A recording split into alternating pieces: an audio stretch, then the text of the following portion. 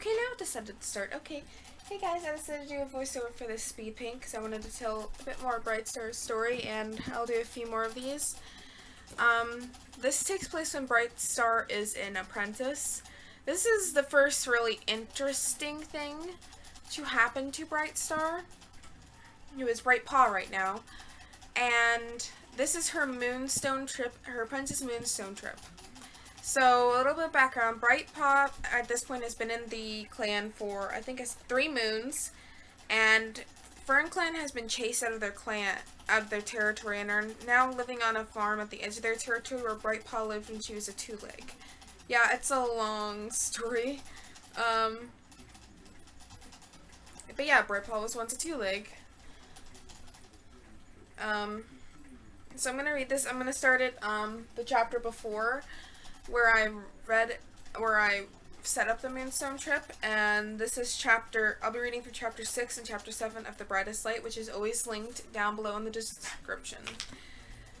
So Brightpaw is out taking an assessment, and she's walking back with her mentor Silverstar, and eventually she gets back and she takes a piece of fresh kill from the pile.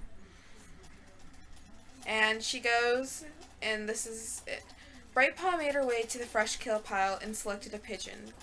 Mistpaw, Rosepaw, and Brindlepelt, who the apprentice had recently befriended, were already eating their own. "Did you hear?" Mistpaw said as her friend approached. Her friend sounded like a kit on the day of their apprentice ceremony. "What?" Brightpaw said as she set aside some of the feathers of her meal to line her nest.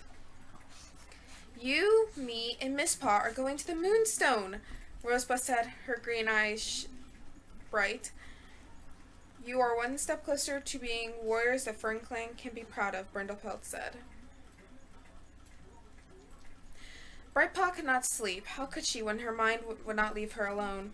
She looked at the sleeping forms of Mistpaw and Rosepaw, envious of their peace. She got out of her mossy nest, careful not to step on anyone, and left the shed. Silverpelt shone bright overhead. Brightpaw wanted a better look, so she climbed onto the roof of her old home. A feeling of sadness spread over her as she gazed at the stars and the fallen warriors they represented. She found herself thinking of Nightstar. Would she see him at the Moonstone? Would StarClan come to her at all? Brightpaw? Brightpaw was stunned out of her thoughts by Shadow. The black Tom trotted over to sit with her. In the moonlight, his coat shone. The softer tones of the night light turned him almost purple. "What if StarClan does not come to me tomorrow?" she said, never taking her eyes off the stars. "What if Snakepaw's right? What if I don't belong? What if they kick me out if StarClan doesn't come?" It was quiet for a second. "Do you have fresh kill for brains?" Shadow asked, his voice sharp. His amber gaze burned Brightpaw like it was made of fire. "Snakepaw's is a pathetic piece of fox dung, who would rather kill his own mother than risk his own life. He does not deserve the life of a warrior." He sounded a bit jealous, and when he said the last sentence, "Did Shadow want to be a warrior?" "I'm not clan born.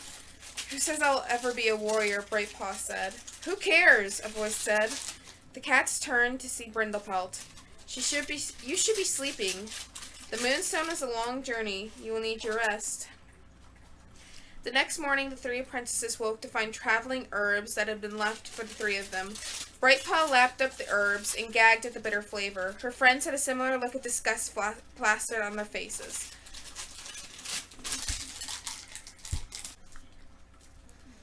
Eagleclaw, Silverstar, and Brackenrunner had a look of amusement at seeing their apprentice's first reaction to traveling herbs.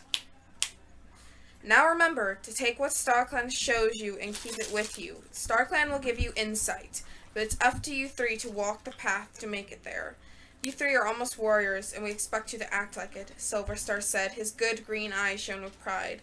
He nodded to the other mentors and led the way into the forest. The chilly late greenleaf morning was foggy.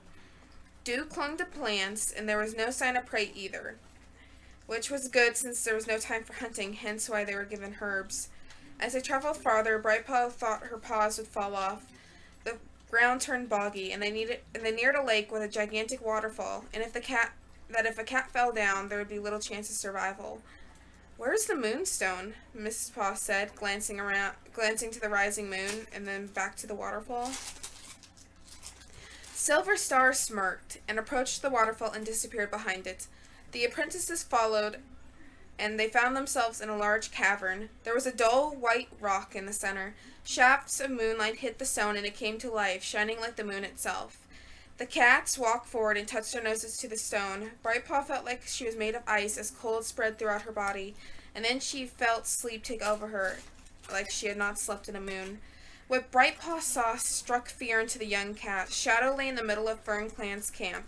His fur torn, blood pooled around him. His vacant eyes stared at the faceless silhouette of a cat.